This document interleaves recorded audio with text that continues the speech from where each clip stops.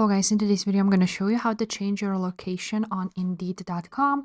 This tutorial will be quick and simple. Just make sure to subscribe to this channel and leave a like on this video if you will find this guide useful.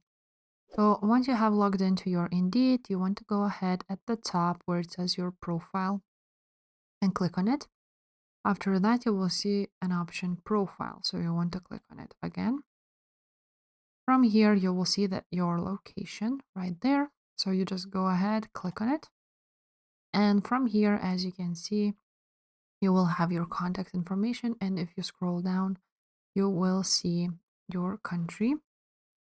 So for example, here you can go ahead and click change. So you can go ahead and choose another location.